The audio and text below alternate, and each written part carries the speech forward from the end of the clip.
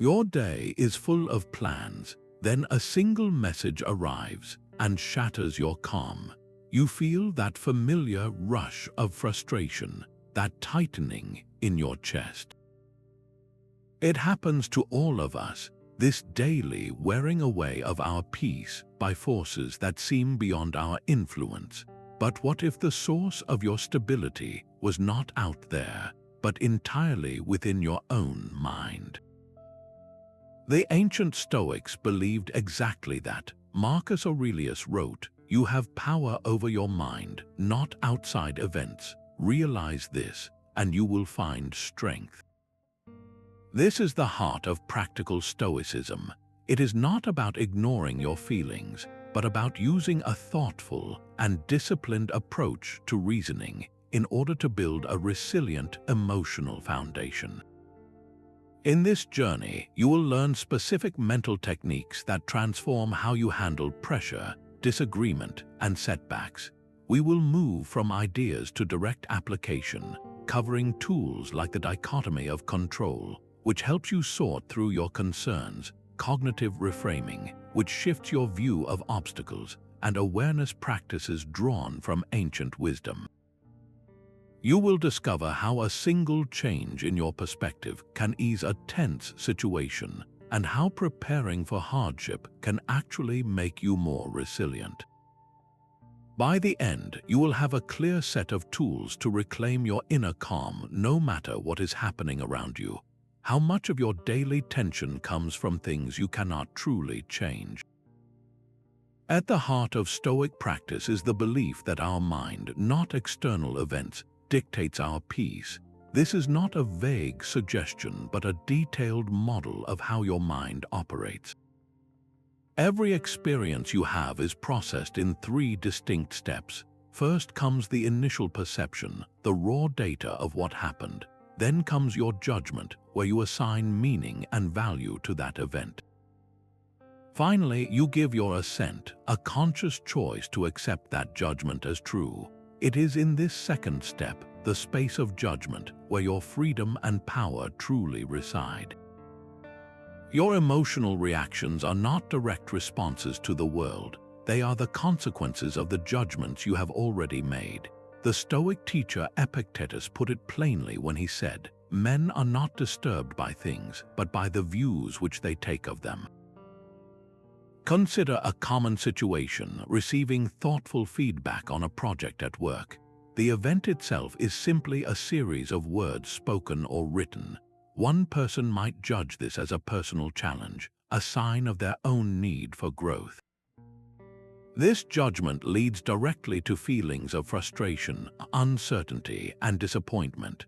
Another person, applying Stoic reasoning, would pause at that crucial moment of judgment. They might assess the feedback not as a setback, but as useful information, an opportunity to identify areas for development and improve their skills. This judgment leads to a sense of calm curiosity and a motivation to learn. The external event was identical, but the internal judgments created entirely different emotional worlds. Think back on your own week. Can you identify one recent event, perhaps a small inconvenience or a difficult conversation, where it was your initial interpretation of the event and not the event itself that caused you unease? That recognition is the first step toward reclaiming your command center. What if you could instantly reduce your anxiety by categorizing every challenge you face? This is the power of the Stoic dichotomy of control, your first and most essential filter for daily stability. The core principle is remarkably simple to state, yet profound in its application. Some things are within our power, while others are not. Within our power are our own opinions, the aims we set for ourselves, what we desire, and what we try to avoid.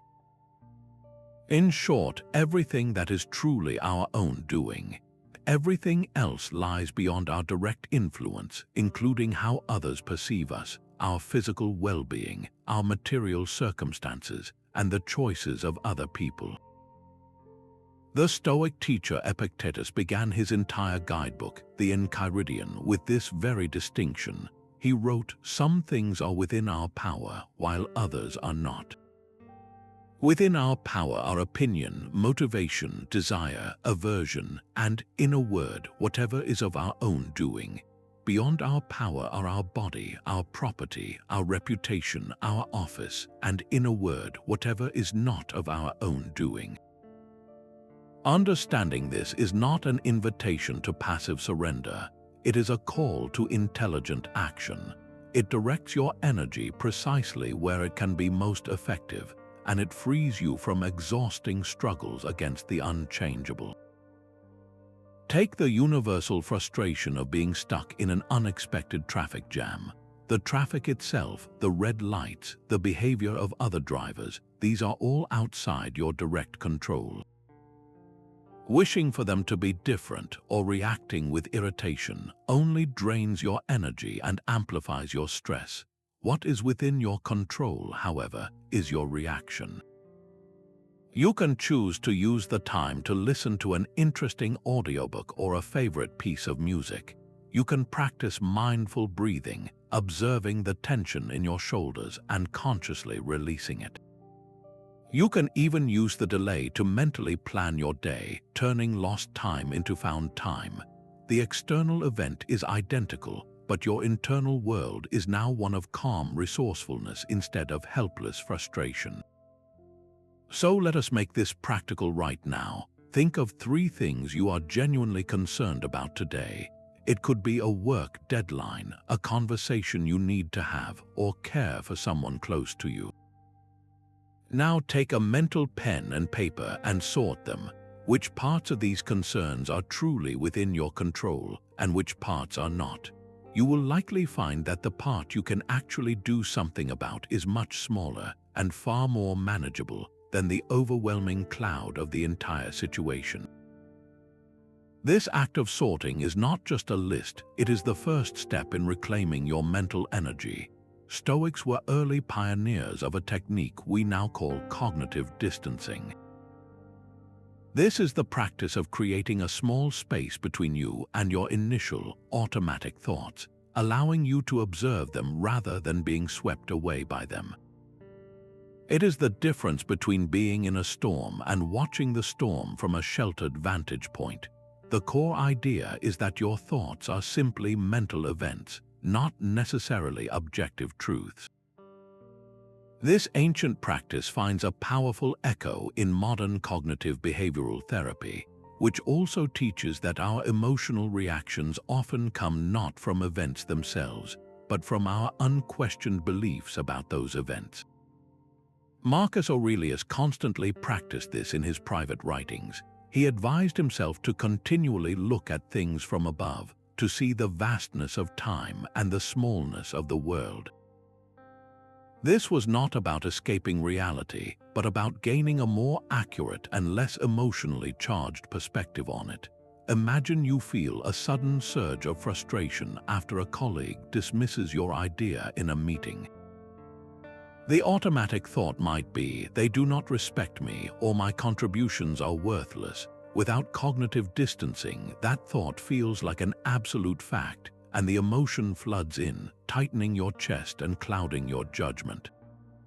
But with this Stoic tool, you mentally take one step back. You observe the thought as if it were a cloud passing in the sky. You might ask yourself, is this thought entirely true?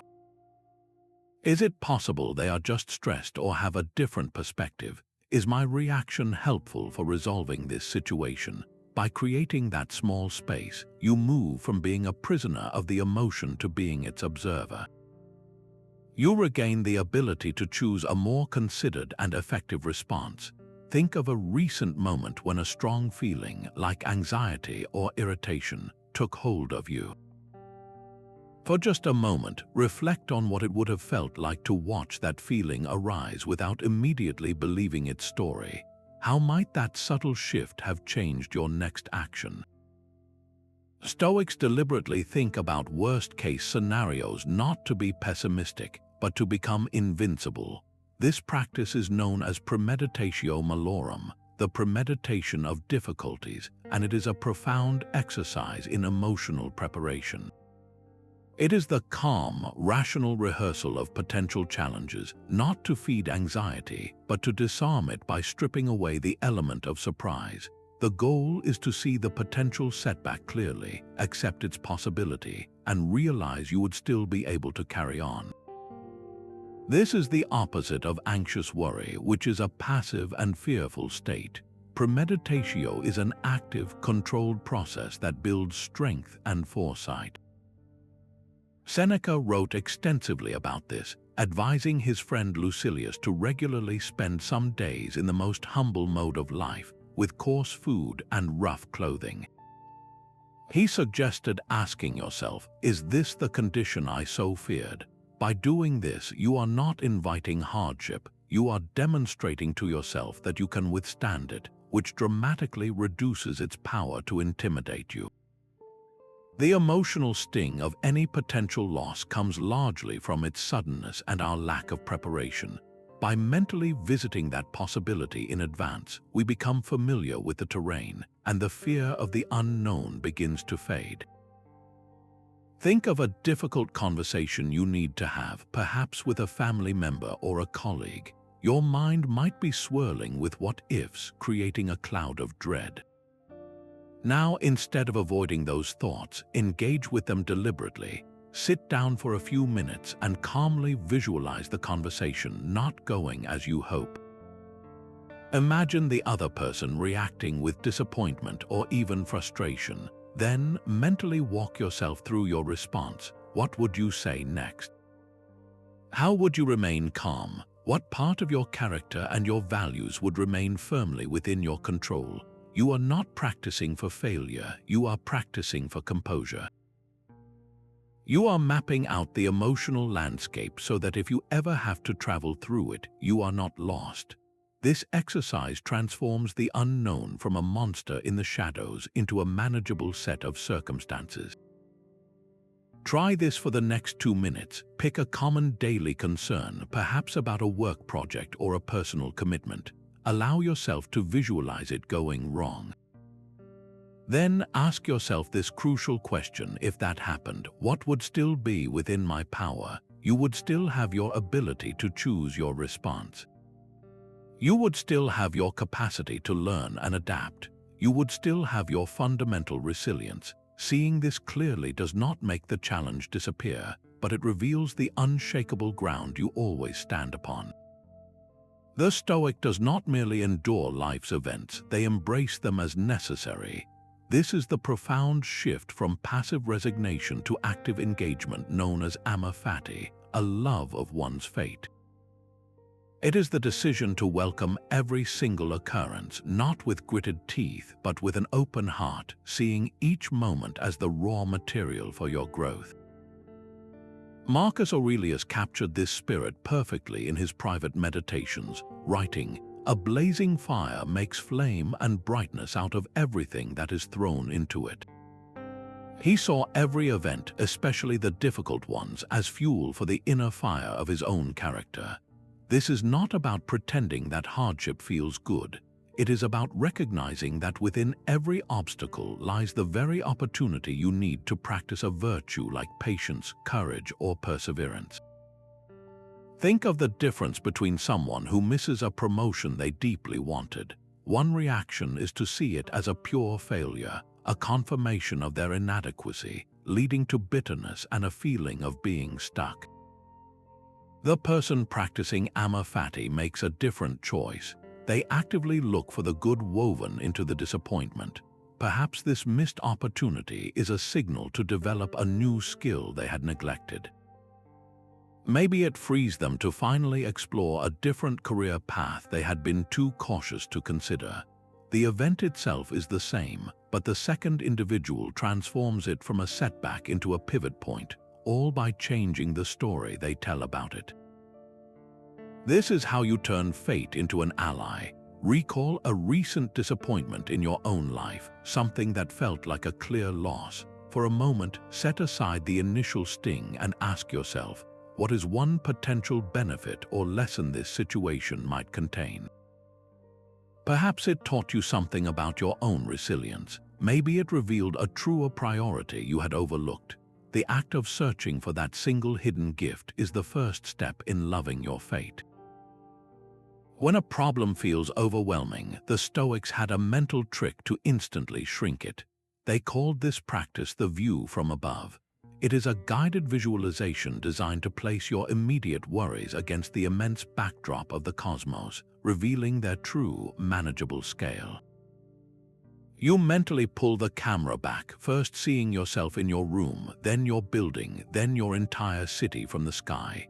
You keep going, watching the continent curve on the globe, the planet itself becoming a pale blue dot in a vast, silent solar system. From this vantage point, the urgent email, the tense comment, the minor setback all lose their crushing weight. They become small parts of a much larger, more beautiful whole. Marcus Aurelius was a master of this. He would write reminders to himself, urging his soul to frequently observe the swiftness of the eternal change and transformation of all things. He noted how human life is but a tiny fragment of time, and the substance of our world itself is but a tiny part of the infinite universe. This was not meant to make our lives feel meaningless, but to free us from the tyranny of giving small things oversized importance. The sting of seeing someone else's perfect vacation on social media can feel intensely personal.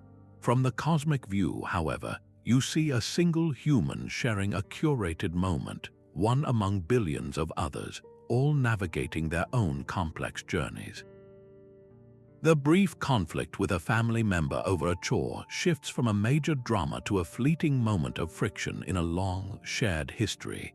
The goal is not to dismiss your feelings, but to contextualize them.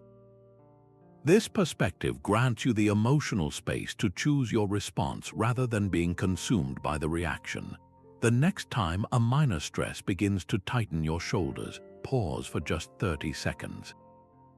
Close your eyes if you can and take that mental journey upward. See your concern from the edge of the atmosphere. How does its size change when held against the entire turning world? This simple act of reframing can drain the urgency from a situation, returning to you the calm and clarity you need to move forward. Marcus Aurelius kept a private journal that became a timeless classic, and your own can be a tool for daily stability. He never intended for his writings to be published as a book for the ages. Those pages were his personal training ground, a nightly dialogue with his own mind to reinforce his principles and untangle the events of his day.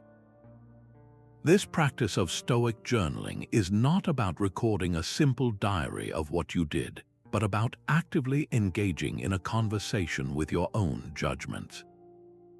It is a structured form of self-reflection that turns abstract philosophy into lived experience. A simple yet powerful structure can guide this process. Begin by reviewing the day with gentle honesty, not harsh criticism.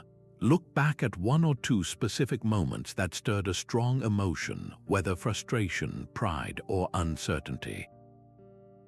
Then move to the core of the exercise, assessing your judgments. Ask yourself, in that moment, what was my initial interpretation of what happened? Was that interpretation based on fact or on an assumption? Was it helpful? Next, apply a Stoic principle directly. For instance, use the idea of control to ask, in that situation, what was truly within my power and what was not? Did I invest my energy wisely? Finally, look forward. Plan for tomorrow by setting a simple intention, such as when I feel a similar tension, I will pause to create space before I react.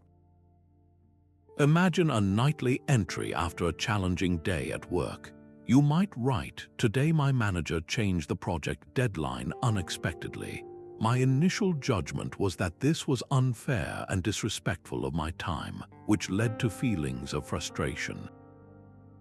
Upon reflection, I see that the deadline itself was outside my control, but my preparation and my communication about my workload were within it.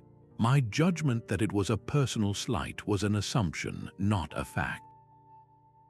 A more aligned judgment would be to see this as a logistical challenge to be solved calmly. Tomorrow, I will focus on what I can control, which is reorganizing my priorities and clearly stating my needs. This brief practice does not require a special book or hours of your time. It is the act of pausing to process the world through a lens of reason, just as Marcus did. Tonight, before you rest, take just 5 minutes. Write one paragraph examining a single judgment you made today. How did that judgment shape your emotional state? And how could a slightly different interpretation, one more aligned with Stoic reasoning, have changed your experience of that moment? This is not an assignment, it is an invitation to build your inner stability, one page at a time. How much of your daily emotional turbulence comes from wanting things you cannot guarantee? This restless ache is precisely what the Stoics aim to ease through what they called the discipline of desire. It is the practice of guiding your wants to align only with what is genuinely within your power, which is your own character and your choices. The goal is to desire being a person of integrity more than you desire a specific outcome, making you less vulnerable to the unpredictable shifts of fortune.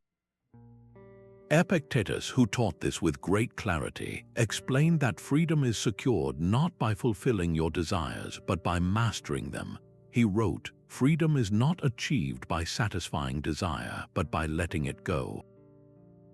Another of his powerful insights was that a person is free who lives as they wish, who cannot be compelled or restrained, whose impulses are not hindered, who attains their desires, and who does not fall into what they want to avoid. This person achieves this state by desiring only what is within their own moral purpose. Think about the immense liberty in that statement. You become unshackled not by acquiring everything you want, but by wanting only what you can truly have, which is your own virtuous action. Consider a common point of friction, the desire to win an argument. This is an external outcome dependent on another person's thoughts and reactions, something you can influence but never command. When your happiness is tied to this external victory, you hand over your emotional stability to someone else. You might push too hard, become agitated, or feel defeated if they do not agree. Now contrast that with a realigned Stoic desire. Your aim shifts from winning to communicating with clarity, patience, and integrity. This is an internal virtue entirely within your control. You can feel successful and remain calm whether the other person is persuaded or not, because you achieved your true goal, which was to express yourself wisely. Your peace is no longer the prize for their agreement. Your peace is the natural result of your own right action. Take a moment and identify one external thing you strongly desire right now. Perhaps it is a specific promotion, for someone to act a certain way, or for a situation to unfold exactly as you have planned. Now, gently ask yourself, how would my emotional state change if I shifted that desire? If instead of wanting that specific promotion, I desired to work with diligence and excellence today? If, instead of wanting someone to change, I desired to interact with them with compassion and firm boundaries? This subtle internal shift does not mean you give up on your goals. It means you secure your tranquility first, making you far more effective and resilient in pursuing them. Stoicism is not passive, it is a philosophy of right action undertaken with clear reason. After mastering your judgments and desires, you must channel that inner clarity outward into the world through deliberate and purposeful deeds. This is the discipline of action, the third pillar of Stoic practice, which transforms your daily conduct into a source of stability and profound meaning. The Stoics believed we are fundamentally social beings designed for cooperation. Our actions, therefore, find their highest purpose when they serve the common good. Acting for the welfare of others is not a burdensome duty. but an alignment with our own nature, providing an anchor of significance that drastically reduces the anxieties of a self-centered life. Marcus Aurelius constantly reminded himself of this in the thick of his imperial responsibilities. He wrote, "Let every action aim solely at the common welfare, and keep your mind on this as your guiding star." He also advised performing every act as if it were the last of your life, with unwavering attention and dignity. This dual focus infuses even the smallest task with immense purpose, connecting your immediate effort to a much larger tapestry. Consider a task you might find mundane, like completing a routine report at work. Viewed through a purely self-interested lens, it is just a chore to be finished for a paycheck, a source of potential boredom or frustration. But when you apply the discipline of action, your perspective shifts entirely. You see this report as a vital piece of a larger puzzle. Its accuracy helps your team make sound decisions. Its clarity supports your manager's planning. The final outcome of your team's work might contribute to a product or service that genuinely helps people in their daily lives. You are no longer just filling out a form. You are actively participating in the intricate web of human society. Your action, performed with care and reason, becomes a quiet but powerful contribution. This reframing does not make the work itself easier, but it fills it with a sense of value that can carry you through moments of fatigue. The stability you gain comes from knowing your place in the whole, from the quiet confidence that your efforts, however small they seem, are part of something meaningful. Today, choose one small, ordinary action you are already going to perform. It could be a household chore, a message you need to send, or an errand you need to run. Before you begin, pause for just a moment and set a clear intention to perform this action consciously for the benefit of someone else, even if that benefit is indirect. As you complete it, observe the subtle shift in your own feeling. Does the task feel lighter, more connected, more dignified? This is the practical feeling of acting in accordance with your nature, a small but solid step toward unshakable calm. Between a triggering event and your reaction, there is a space. Stoic reasoning widens that space. This is the Stoic Pause, a conscious moment of hesitation that transforms your entire day from a series of automatic replies into a sequence of chosen actions. In that brief gap, you shift from being a passenger of your emotions to the pilot of your mind. The Roman philosopher Seneca offered profound advice on this, specifically concerning the heat of anger. He wrote, "The best cure for anger is to wait. Do not attempt to quench it at once, for its first impulses are fierce, but it will subside if it gains delay." Do not try to conquer it straight away, he advised, but by postponement it will be overcome. This is not about suppressing your feelings, but about allowing the initial, raw surge to pass so that your faculty of reason can take the lead. Think of it as letting a pot of boiling water settle instead of letting it bubble over and create a mess. Your emotional impulse is the boiling water, and the pause is the act of turning down the heat, giving yourself the clarity to decide what to do next. Imagine you receive a blunt, critical email from a colleague. Your first impulse might be to fire back a defensive reply, a reaction fueled by a sense of injustice. Without the pause, you send that message and the situation escalates instantly. With the Stoic Pause, you close the laptop lid. You take one deliberate breath. You might even stand up and walk away for 60 seconds. In that small window, your rational mind has a chance to engage. You can consider the sender's possible stress, or that the message may have been clumsily written rather than poorly intended. You can ask yourself what a constructive response would look like, one that addresses the content without amplifying the tension. The event, the email, has not changed. But your relationship to the event has been completely redefined by that intentional space. This small act is where theory becomes practice, where philosophy touches the ground. For the rest of today, make a quiet commitment to yourself. In your next potentially charged interaction, whether a difficult conversation or a frustrating notification, you will consciously implement a 3-second pause. Do nothing but breathe in that space. In those 3 seconds, you are not being passive, you are being powerful. You are choosing to respond from a place of stability rather than reacting from a wave of impulse. The Stoics regularly reflected on their own transition, not with sadness, but as a source of incredible vitality. This practice, known as memento mori, which means remember you must one day leave, was for them a tool for sharpening life. By consciously holding the finitude of their time in mind, they believed they could cut through the noise of daily existence and grasp what is truly significant. Marcus Aurelius dedicated many lines in his private journal to this very thought, urging himself to let the thought of life's natural close come to you often. He saw it not as a grim ending, but as a part of the universal process of change, a reminder to live a life of purpose now, not in some distant future. The awareness that your time is limited does not have to be a weight.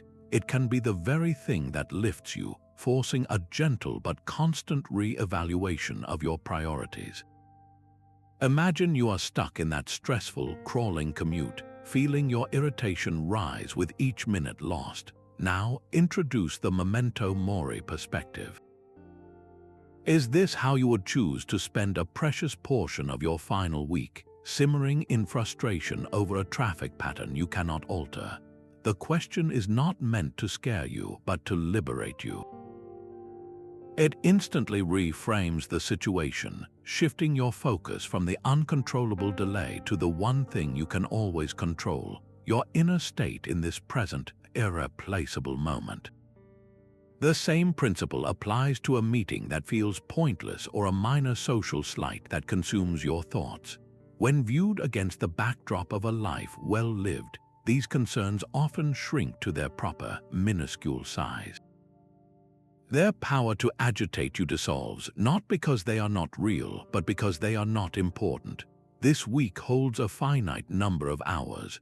Look at the worry that is currently occupying your mind and ask yourself with gentle honesty, if this were my last week, would I be granting this concern so much of my precious energy? The answer can be a quiet but powerful compass, pointing you away from trivial conflicts and toward actions filled with meaning and connection, feeling alone in your struggles. The Stoics found comfort in a profound sense of connection to the whole cosmos. This is the principle of sympatheia, the understanding that the universe is not a collection of random, separate events, but a single, living, and rational community. You are not an isolated fragment, but an integral thread woven into a vast, interconnected web. Marcus Aurelius constantly returned to this image for strength, writing that all things are intertwined with one another, a sacred bond unites them. He observed that nothing is truly disconnected from the whole, and that the world is ordered by a shared, pervasive intelligence. Seeing yourself this way, as a citizen of the universe, shrinks the personal ego that so often magnifies our emotional troubles. That voice insisting your problem is uniquely terrible begins to quiet when you recognize you are part of a system where everyone faces their own challenges and where your own well-being is tied to the health of the whole. Consider the frustration of being in a dense, slow-moving crowd. The instinct is to see the people around you as obstacles, a mass blocking your personal progress.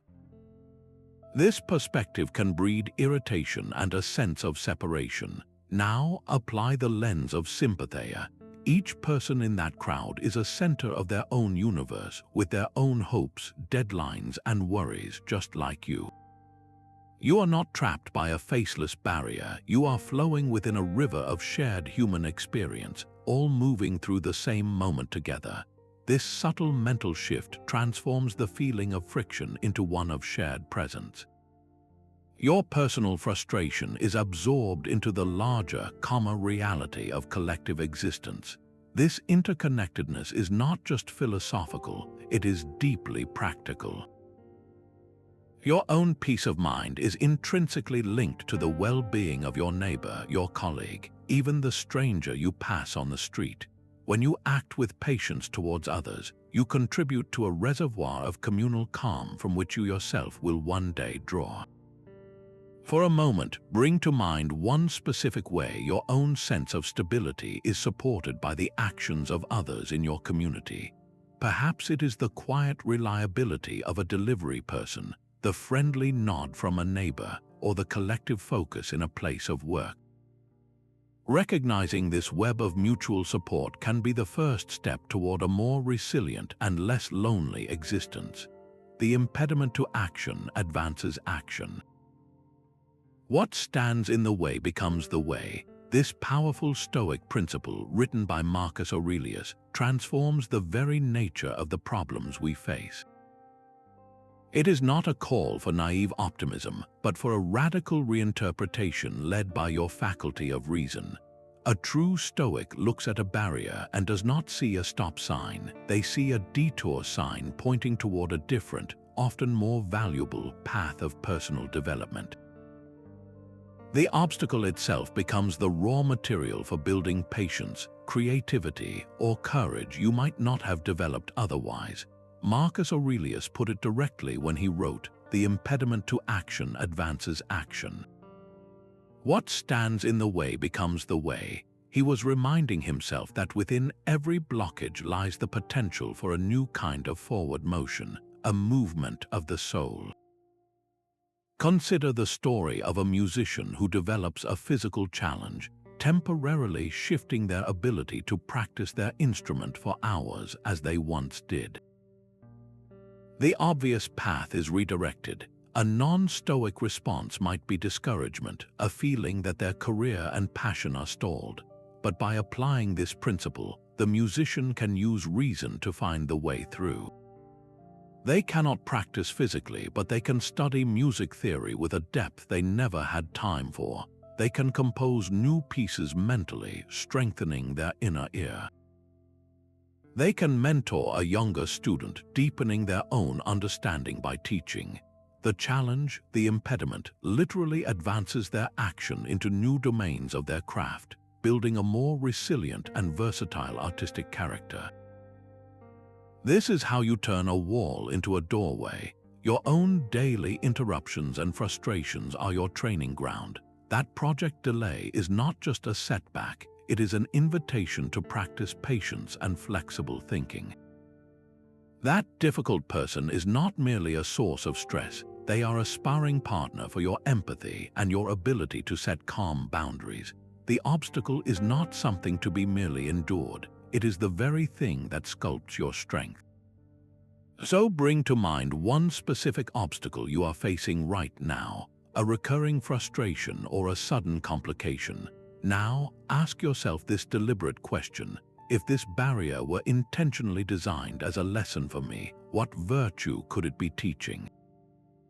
Is it a chance to practice perseverance, to cultivate creativity, or to demonstrate grace under pressure?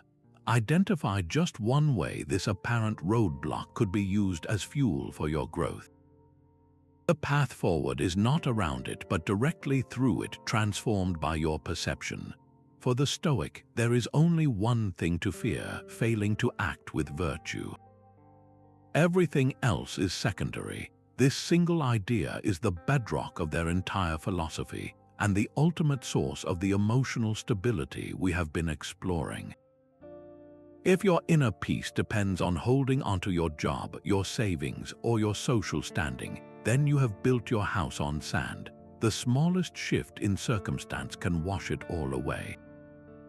But if your sense of worth is anchored in the quality of your own character, in your courage, your integrity, your wisdom, then you have built upon unshakable ground. Nothing the world does can take that from you.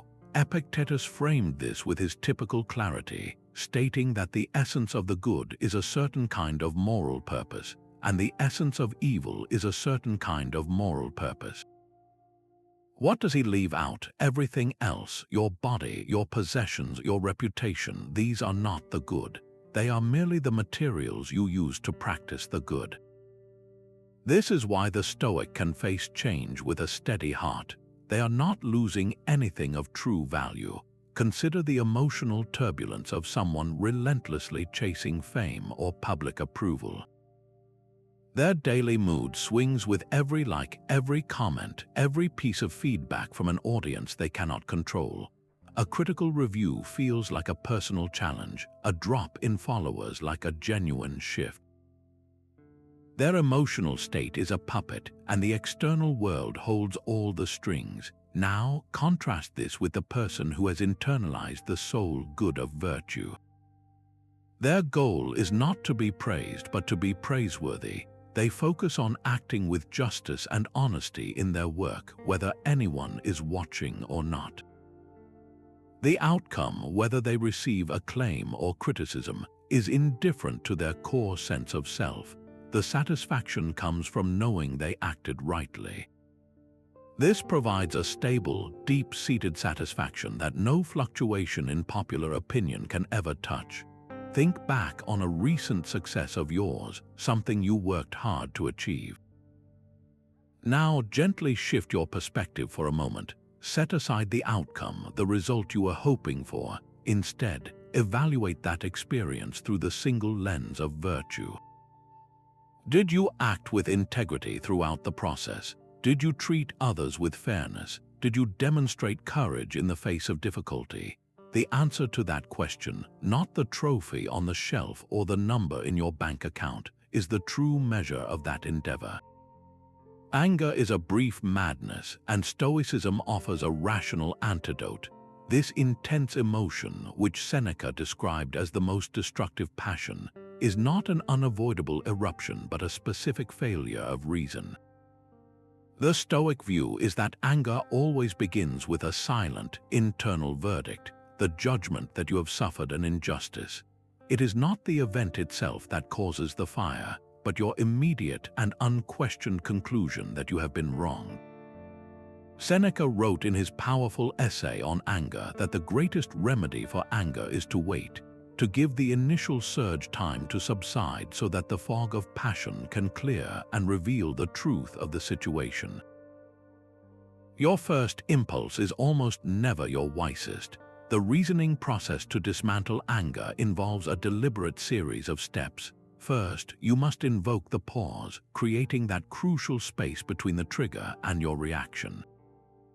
Then you apply the dichotomy of control, asking what elements of this situation are truly within your command.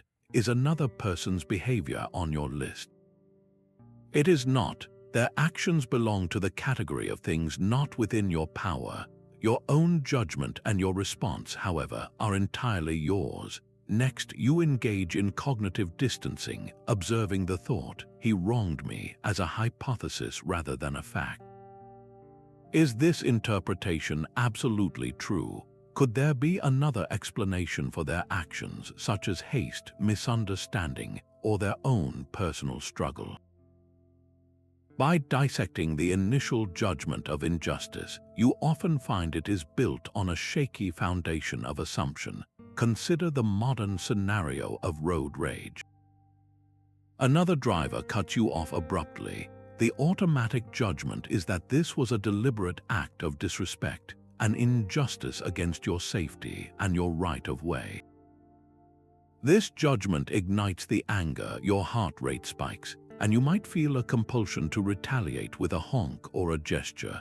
Now, apply the Stoic reasoning process. You pause, taking one deep breath. You sort the controls. You cannot control the other driver's poor decision, but you have complete control over your own hands on the wheel and your focus on safe driving. You then distance yourself from the initial thought. Was it truly a personal attack? It is far more likely the driver is distracted, lost, or simply made a common error, a momentary lapse in attention that had nothing to do with you. The event is identical, but your reasoned analysis has diffused the judgment of injustice, and with it, the fuel for the anger vanishes. Think back to the last time you felt a genuine flash of anger. What was the specific story you told yourself in that instant? What was the perceived injustice? Perhaps it was a colleague taking credit for your idea, or a family member dismissing a feeling you shared. Identify that core judgment. Now, gently question it. Was that story the only possible explanation? By isolating and examining that single thought, you take back the power it held over your emotional state. Stoic gratitude is a powerful form of reasoning that counters our natural tendency to focus on what we lack. It is not a fleeting emotion that strikes at random, but a disciplined habit of the mind, a conscious choice to recognize the benefits constantly provided by the world, by other people, and even by our own capacity to endure. This practice actively rewires your attention, pulling it away from the shadow of what is missing and into the light of what is already present and good. By systematically acknowledging these gifts, you build a foundation of contentment that is not easily shaken by circumstance. Marcus Aurelius began each day with this exact exercise. In his personal writings, he spoke of starting his morning by giving thanks for the people he was about to meet, even the challenging ones, seeing them as opportunities to practice patience and understanding. He gave thanks for the very fact of his existence, for his ability to reason, and for the natural world around him. This was not a hollow ritual. It was a deliberate mental preparation that set the tone for his entire day, grounding him in a state of abundance before facing any potential scarcity. You can integrate this into your own life with a simple, daily practice. Each evening, perhaps as you are preparing to rest, take just 1 minute to mentally list 3 specific things for which you are grateful. The key is to move beyond the general and into the often overlooked details. Do not just be grateful for your health. Be grateful for the specific feeling of cool water on a warm day, or for the simple ability to take a deep, full breath. Do not just be grateful for your friends. Be grateful for the exact sound of their laughter during a recent conversation. This act of precise recognition makes the feeling tangible and real. Tonight, as you practice this, take it one step further. Find one specific challenge you faced recently, a difficulty or a setback, and search for a single reason to be grateful for it. Perhaps a project delay taught you a new level of patience.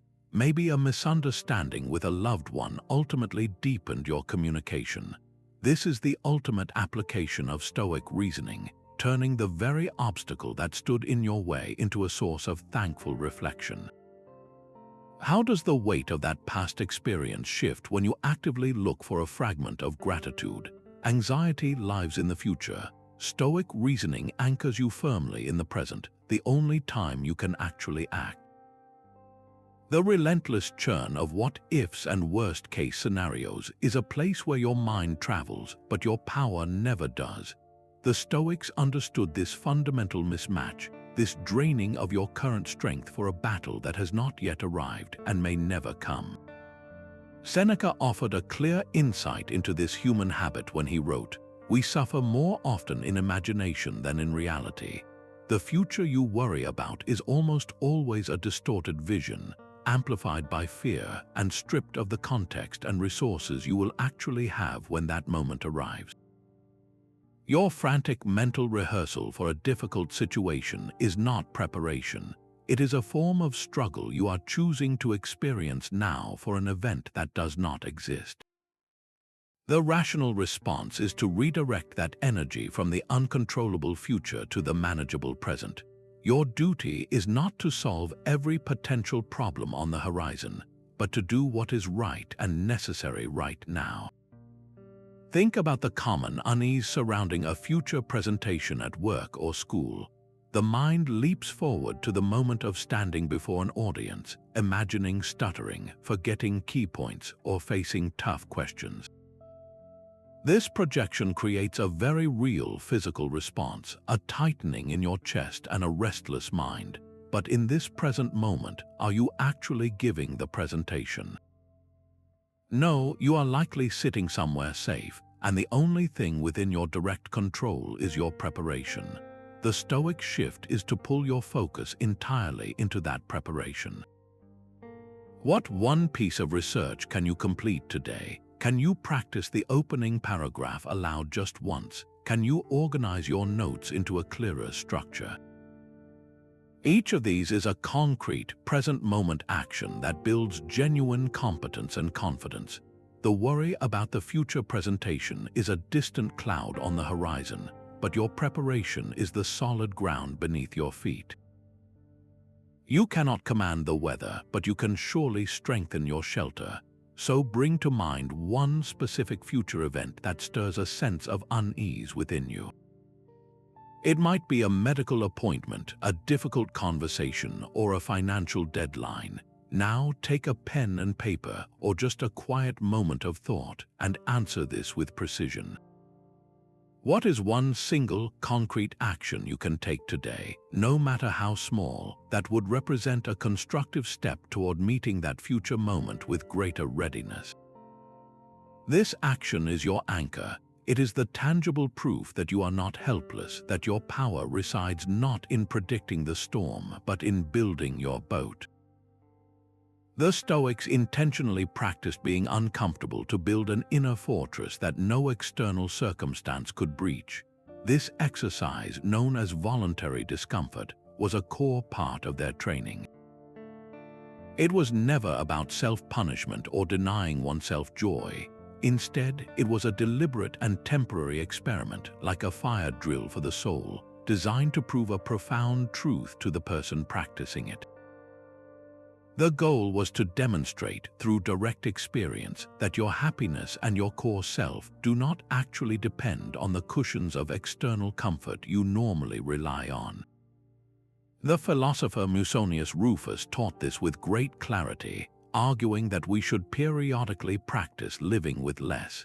He suggested choosing to use only simple cups and plates, or wearing plainer clothing, not because those things are better, but to show yourself that you can be just as content without the finest possessions.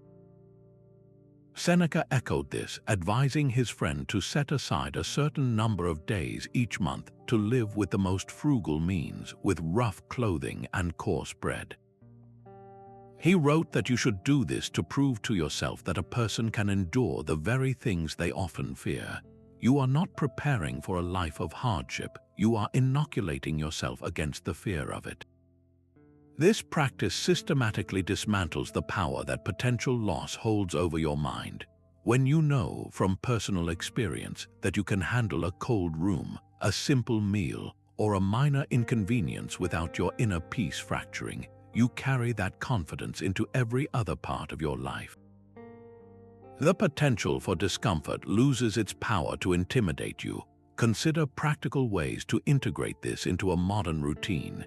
You might choose to take a cold shower for the final 30 seconds of your morning routine, not for any claimed physical benefit, but for the mental practice of facing a mild shock with calm breath and steady resolve. You could decide to skip a single meal, not as a diet, but as a conscious exercise in understanding the difference between true hunger and mere habit or boredom.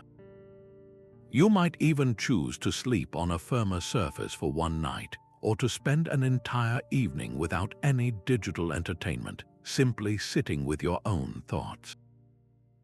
In each case, the point is not the act itself, but the observation of your own inner state during it. Do you feel a sense of lack, or can you find a quiet sufficiency within yourself? This week, make a quiet pact with yourself to choose one small comfort to voluntarily set aside for just one day. It could be that second cup of coffee, the constant background noise of music or a podcast, or the habitual scrolling through social media. As you move through that day, pay close attention to your emotional responses. Do you feel a subtle tug of craving, a minor irritation? Or do you discover a newfound space, a quiet resilience you did not know was there? This simple experiment is not about deprivation. It is about discovery, revealing the unshakable ground that exists beneath the surface of your daily habits. What if you could become immune to insults by simply applying a bit of logic? The sting of criticism is not in the words themselves, but in our uncritical acceptance of them as a true verdict on our worth. Stoicism offers a step-by-step evaluation process, a filter of reason that lets you drain the emotional charge from any comment and decide if it contains anything of value. This is not about building a wall of indifference, but about developing the discernment to separate useful feedback from meaningless noise.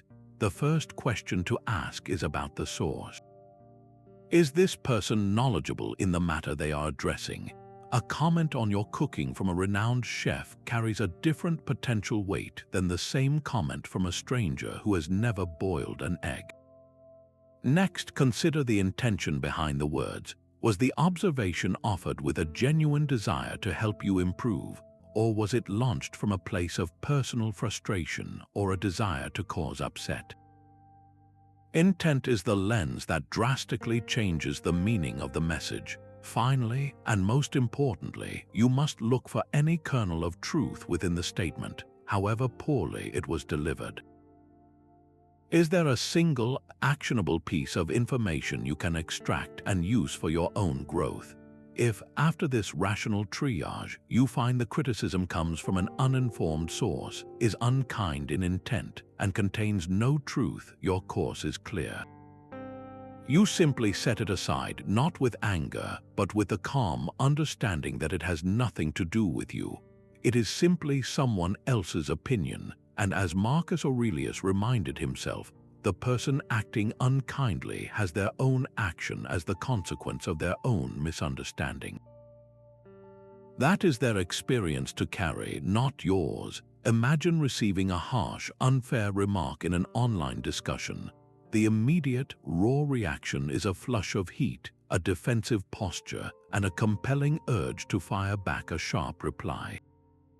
Now apply the Stoic filter. First, the source. Do you know this person? Do you respect their judgment? In the anonymity of the internet, the answer is often no, making their opinion inherently less significant.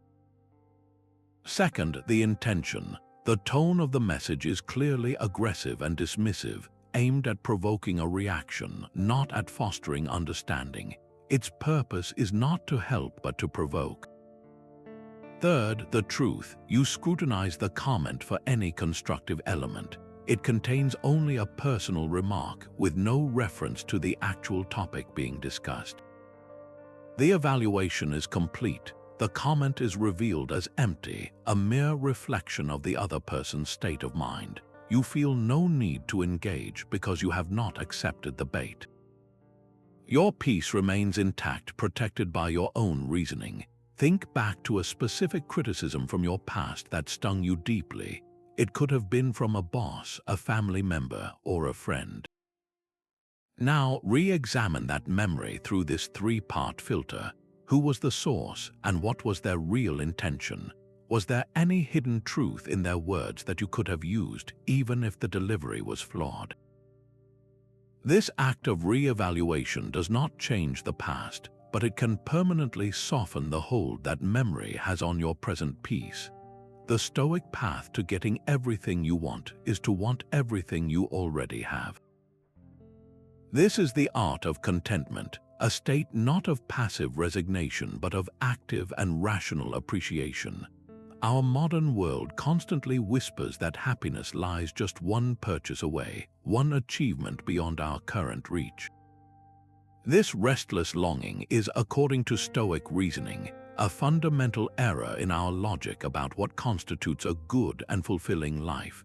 Discontent does not stem from a genuine lack of resources, but from a mistaken belief that our peace is dependent on acquiring something we do not yet possess. The Stoic teacher Epictetus, who lived with very few material comforts, offered a radical definition of wealth. He taught that wealth is not in having great possessions, but in having few wants. True affluence, in this view, is an internal condition, a state of mind where you recognize the sufficiency of what is already before you. This shift in perspective is not about denying yourself improvement, but but about securing your foundation of satisfaction first, making any future pursuit an act of choice rather than a desperate need. Consider the common urge to upgrade a perfectly functional smartphone because a newer model has been released.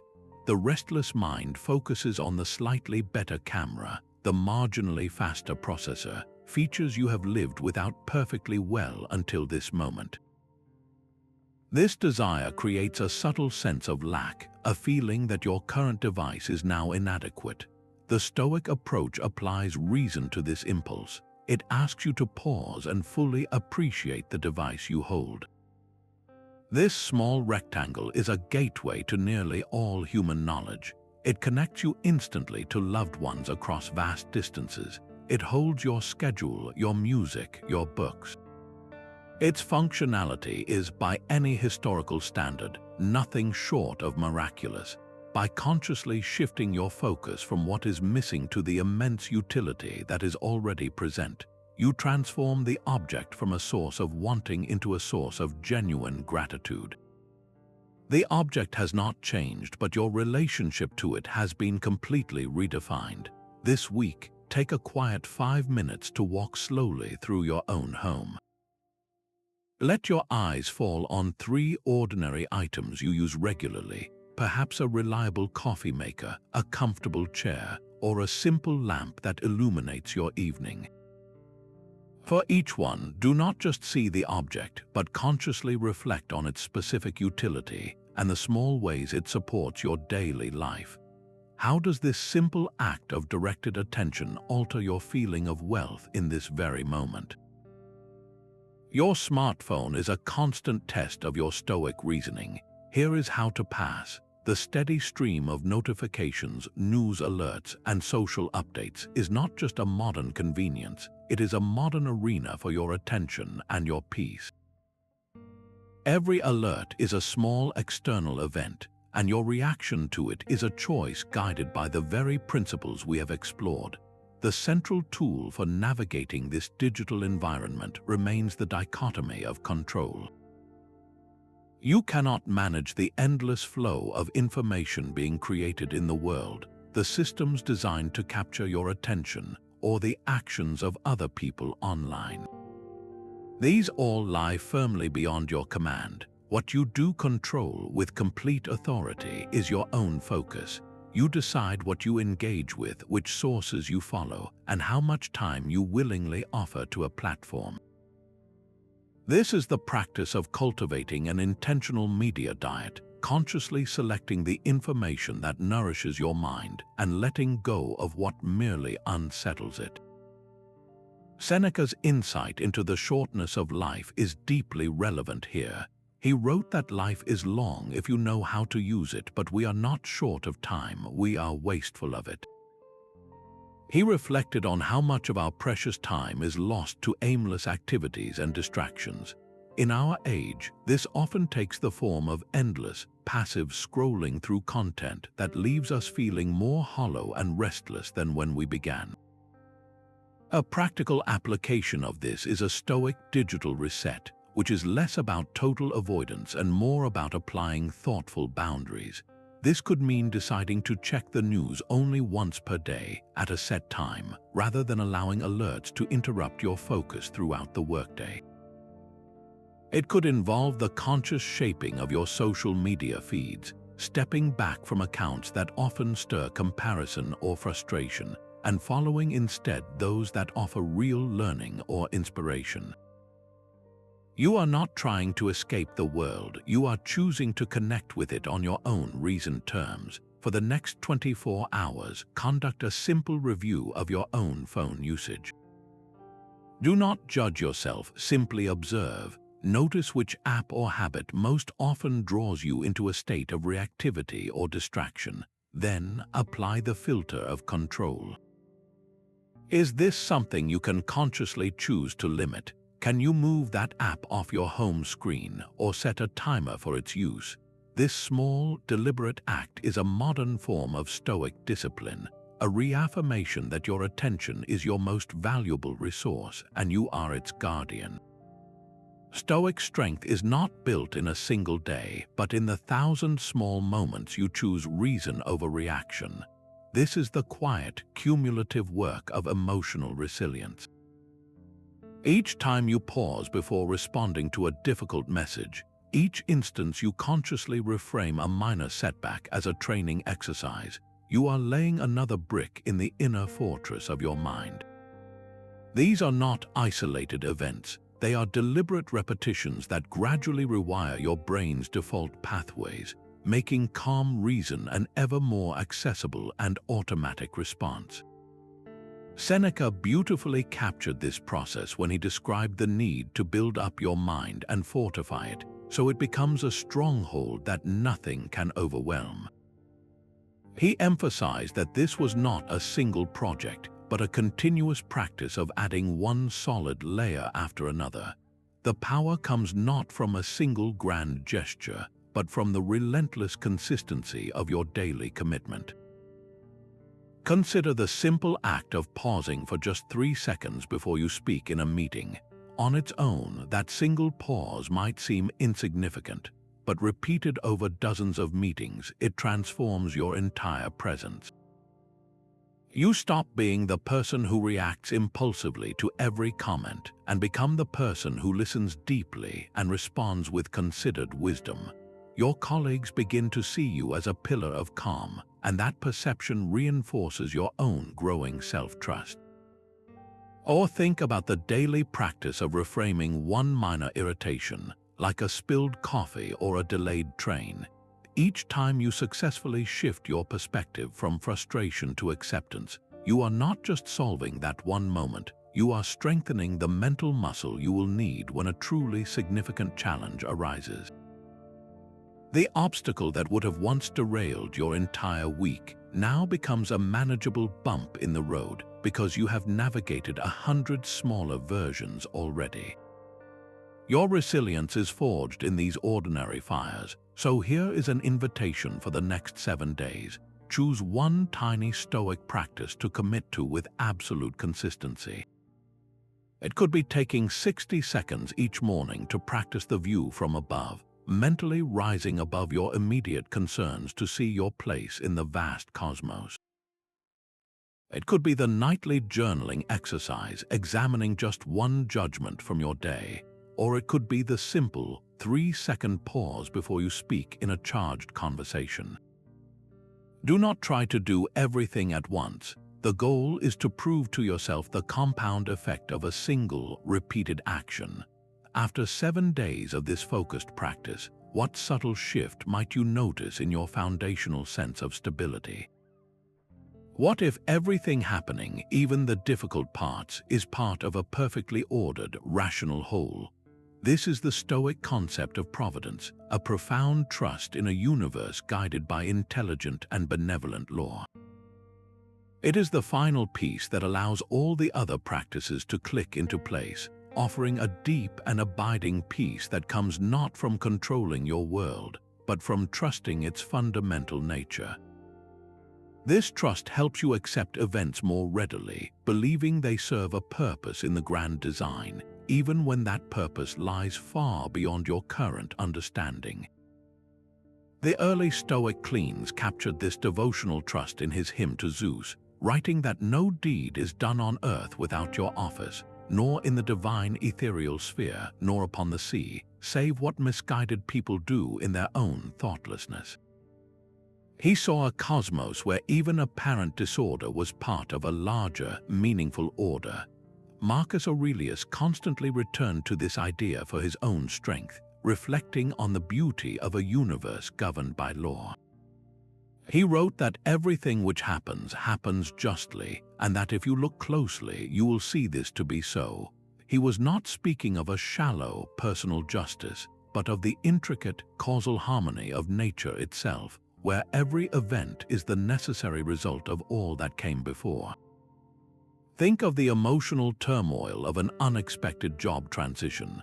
The initial reaction is often one of shock, fear, and a sense of personal setback. The future you had carefully planned seems to shift unexpectedly. Now apply the lens of Providence. This event is not a random, malicious strike, but a point in a vast, interconnected chain of cause and effect. Perhaps this closing door is making space for an opportunity that better aligns with your untapped skills, an opportunity you would never have pursued from the comfort of your old position. Maybe it is a gentle redirection toward a path that will ultimately bring you far greater fulfillment, even if the transition feels challenging. The trust is not that everything is pleasant in an immediate sense, but that everything is part of a whole that is ultimately rational and good. This perspective does not erase the difficulty, but it does drain it of its power to cause lasting despair. It transforms a crisis into a mysterious but potentially purposeful turning point. Bring to mind a past event that felt purely negative when it occurred, a disappointment or a rejection that stung deeply. With the benefit of hindsight, can you now see a single positive outcome, a new connection, or a personal strength that emerged specifically because that door closed? That delayed understanding is a small, personal glimpse of Providence at work. Staying calm in an argument is the ultimate test of your Stoic practice. Here is the playbook. When voices rise and emotions flare, your training moves from theory into action. The first and most critical step is to truly listen. This means quieting your own inner dialogue while the other person is speaking, creating space to understand their perspective without rushing to judgment. Next, consciously separate the person from the issue at hand. The individual you are speaking with is a human being deserving of basic respect, even if their specific behavior or viewpoint is causing friction. Your focus then shifts inward to your own intention. Your goal is not to win, but to communicate with justice and clarity, acting in accordance with your character regardless of the outcome. Finally, and this is perhaps the most demanding step, be genuinely willing to be wrong. Your commitment must be to the truth, not to being right. Epictetus offered direct guidance for these exact moments. He reminded his students that if a person gives you a gift and you do not accept it, to whom does the gift then belong? The gift of anger or insult remains with the giver if you refuse to take possession of it. He also advised that when you are about to meet someone, remind yourself that you will meet a person who has their own opinions and desires. This prepares you to interact with their reality, not the one you wish they had. Picture a common domestic disagreement over a shared living space. One person feels they are consistently cleaning up after the other, and the tension finally surfaces with a sharp comment. The automatic reaction is to become defensive, to list your own contributions, to escalate. But applying this framework, you take a deliberate pause. You listen to the underlying frustration, the feeling of being undervalued. You separate your loved one from the specific issue of the untidy kitchen. You focus your intention on resolving the shared problem with fairness, not on proving a point, and you remain open to the possibility that your perception of a fair division of labor might be incomplete. Your response could then be, "I hear that you are feeling overwhelmed by the mess. Can we sit down and look at our schedules together to find a system that feels more balanced to both of us?" This approach de-escalates the conflict instantly, turning a personal challenge into a collaborative problem-solving session. The entire emotional atmosphere of the room changes because one person chose to apply reason. Think back to your most recent difficult conversation. At what single point could a conscious pause have allowed you to listen more deeply or to reaffirm your intention to act with fairness instead of pride? That identifiable moment is your point of power for next time. Fighting against the natural current of life is exhausting. Stoicism teaches you to flow with it.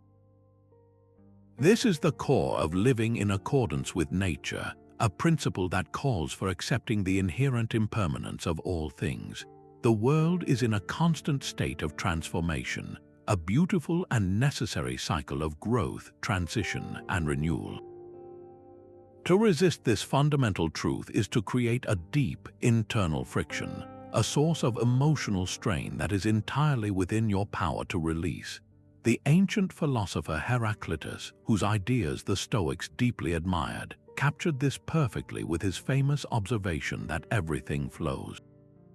You cannot step into the same river twice, for fresh waters are ever flowing in. Life is that river, and you are a part of its ceaseless motion. Marcus Aurelius returned to this theme again and again in his private meditations, reminding himself to observe the swiftness of the eternal change and transformation of all things. He saw the universe itself as a kind of living being, with its own substance and its own soul, undergoing constant rebirth. Seeing yourself as part of this vast, flowing system changes your relationship to personal transition and change. Consider the natural process of aging. Society often frames it as a battle to be fought, a decline to be resisted with every fiber of our being. This perspective creates immense anxiety and a sense of losing a war against time itself.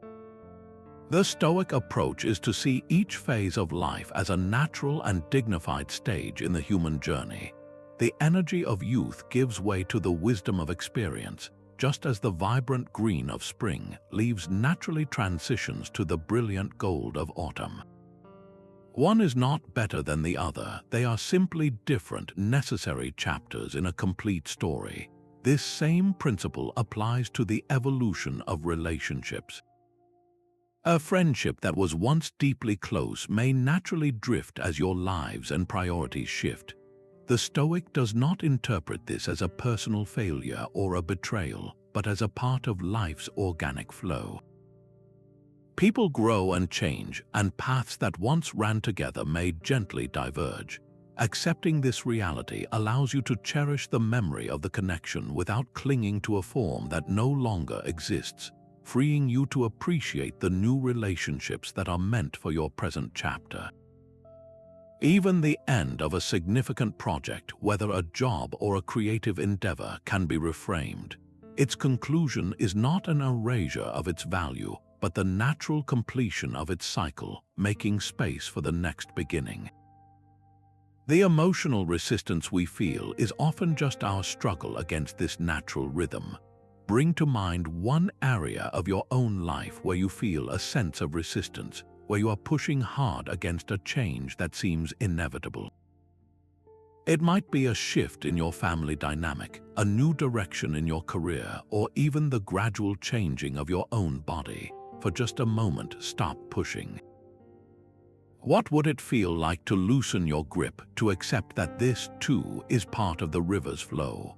This acceptance is not surrender, it is an intelligent alignment with the nature of reality itself, and it is the source of a profound and lasting peace.